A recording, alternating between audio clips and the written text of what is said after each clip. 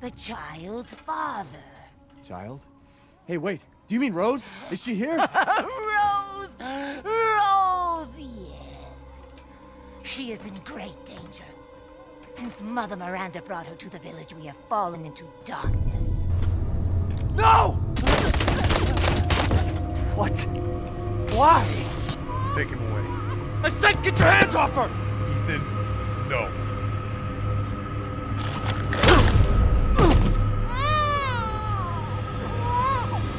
Rose?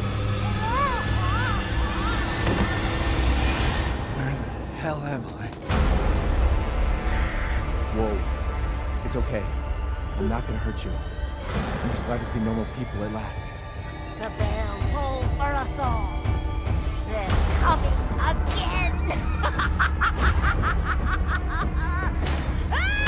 Find a safe house to put you in until I can find my daughter. My hunch is she's in that old castle. There is no safe! Sorry bastard out there is the rest of the half. Lycans and gentlemen, we thank you for your...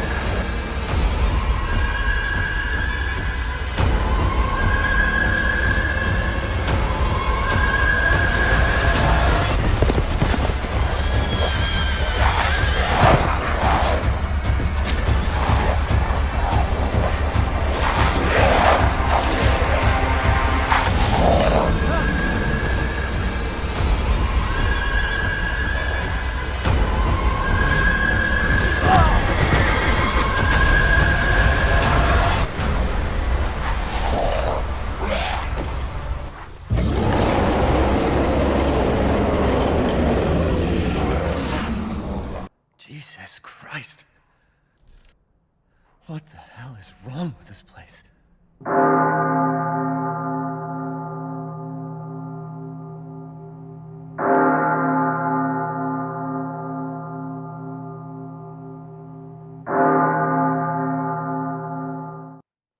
I'm going to start this video off with a little bit of a disclaimer. For as long as I can remember, Resident Evil has been my favorite video game franchise. The storytelling, the characters, and yes, even all the cheesy stuff. I started playing with Resident Evil 4 on PS2, and it wasn't long until I went back and played every RE game I could get my hands on. So it's a bit of an under-exaggeration when I say that Resident Evil has been my most anticipated game since it was announced. So, does Resident Evil Village live up to the hype? Let's find out.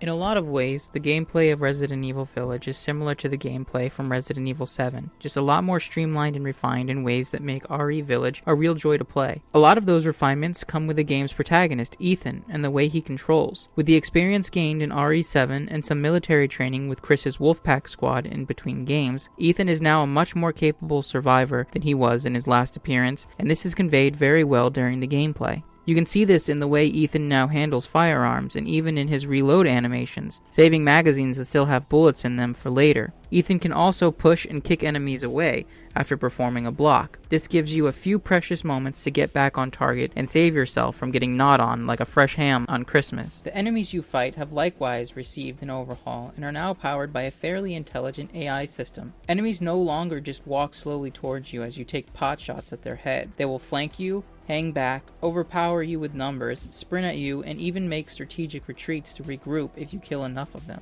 There is a wider variety of enemies in Village compared to the 4 variations of Molded we had in Resident Evil 7, and you will fight many different types of beasts during your time in and outside of the village, and even the boss fights are spectacular. There have been a lot of people comparing RE Village to Resident Evil 4, and I think it's an apt comparison. RE Village is more on the action side of the Resident Evil spectrum, which might make some fans angry after the more horror-focused RE7, but it's nowhere near the action hell that Chris's campaign was in RE6. The blend of action and survival horror that Capcom went with here is a great mixture and works well without going too far into action territory. Also, the inventory system of RE4 is back. In Village, you will be playing Tetris a lot to fit that last bit of handgun ammo in your inventory if you're not careful. And in yet another likeness to Resident Evil 4, a merchant character makes a return to the franchise in the form of the Duke. Call me the Duke. Now to business. Weapons, ammunition, healing salves, anything you desire, I can provide. a very rotund man that can also upgrade your weapons and cook you meals for resources gathered while hunting to permanently buff your stats, like the steroid injectors from Resident Evil 7. Yes, you heard that right. There is hunting in Resident Evil Village. Of course, it's less like actual hunting and more like running up to animals and stabbing them repeatedly until they die a horribly painful death. That's how I did it, at least. Bullets don't grow on trees, man. Puzzles do have a bigger relevance in Village, and while not being anywhere close to the hair-pullingly annoying puzzles of past RE games, some of them will flex your brain a little bit. The developers of the Resident Evil series have always been extremely talented at crafting incredible and interesting locales for their main characters to develop severe PTSD in, and Resident Evil Village is no different in that regard. There are 5 main areas that you will explore that all stem off of the titular village. These areas are all varied and beautifully realized, with each environment being well designed and interesting to navigate, but you'll always come back to the village, allowing you to explore it even further with new items. The game does a good job of slowly opening the village as you gain new items to traverse it. Village was made using the same game engine that they used to make RE7, RE2 Remake, and RE3 Remake, so of course the graphics are going to be amazing, but I think RE Village takes it to the next level, and it feels like it's reached its pinnacle. I played this game on PC with the settings on max, and I was completely blown away by how good it looked. I did, however, experience some glitches while playing RE Village. There were a few cases of the audio dropping out during cutscenes, dips in frame rate, and there was a point where the game wouldn't allow me to use my controller to aim. It wasn't anything that reloading a past checkpoint couldn't fix, though. Picking up a few years after the events of Resident Evil 7, Ethan and Mia have settled down somewhere in Europe and are raising a daughter named Rose. Everyone seems to be happy until Chris Boulder Puncher Redfield, along with a squad of soldiers, storms the Winters' house. Chris shoots Mia dead, knocks Ethan the fuck out, and pieces out with Ethan's baby. What an absolute Chad move.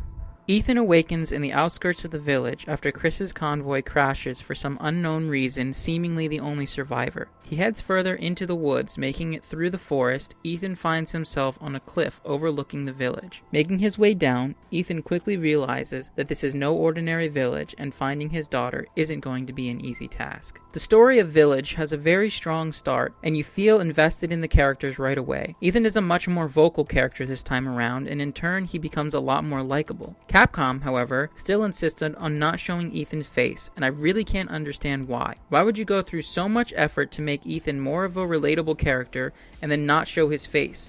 It works for games like Amnesia and Outlast because the characters that you play are conduits for the players. It's supposed to make you feel like you're the one who's in that situation, and therefore those characters are mostly silent throughout those games. But Ethan is an established character with dialogue, a personality, and motivations. Why not give him a face? Sorry, rant over. The rest of the cast is stellar too, in the 4 lords of the village. You have Heisenberg, Moreau, Donna, and finally, the one that the whole game was marketed around, the tall vampire lady herself, Lady Dimitrescu. So we finally meet.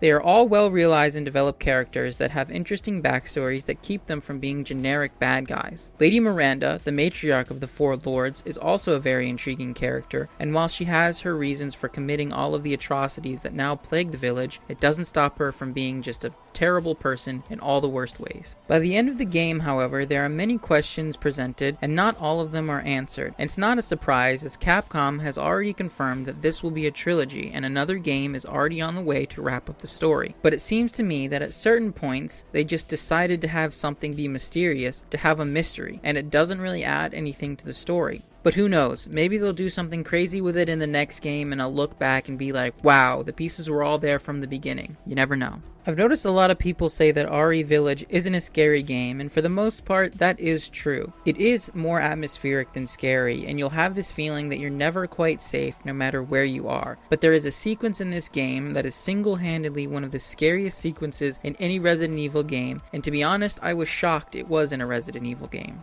Resident Evil Village does do some interesting stuff in the lore of the Resident Evil universe, and I'm positive it will piss a lot of hardcore fans off, and I can see where they're coming from, but I don't really have a problem with it. Resident Evil is a long-running franchise with a storied past, with games ranging from masterpieces to garbage fires. Resident Evil Village, however, is an incredible entry into the series, and one that has a terrific mixture of both action and horror, and it will be looked at as one of the best Resident Evil games ever made and a strong contender for Game of the Year. Not that there's a lot of competition in that field at the moment. Fingers crossed that Halo Infinite isn't a complete disappointment. Thank you to everybody who watched this review. I really hope you liked it. If you did, please hit the like button and let me know your thoughts on Resident Evil Village in the comments. I'm curious to see how the rest of the RE fan base feels about this game. Also, this is my first game review video, so let me know if there's something that needs improvement. Anyway, have a good one, and I'll see you next time.